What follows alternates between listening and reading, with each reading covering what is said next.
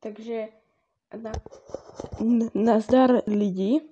Já se jmenuji Jarda Český 111 a tohle je další video ode mě, teda ano, první video, kde mě vlastně slyšíte a budeme reagovat na Matanoje. Matanoj je takový český FNAF youtuber a prostě jsem se na něho kdysi díval, ale teď poslední dobu strašně clickbaituje a prostě mile nesmyslí, však se na něj podívejte na toho kokosa, však podívejte, nerozmašírovali byste jeho ksik, kdyby ho potkáte?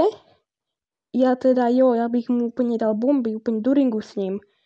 A Matano 11 pro, podívejte, vidíte, má třetí oko. A doufám, že jste se zasmáli. No a pak který ještě jeho takový ten moderátor, kterému říká, že je jeho klon, jmenuje se nějak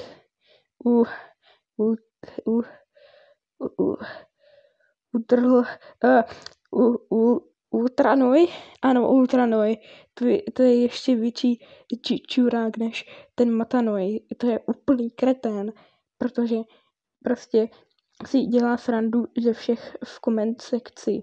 No, a tak to je asi všechno dneska ode mě, no, co jsem vám chtěl o tomhle idiotovi říct, no, tak se vidíme u dalšího videa.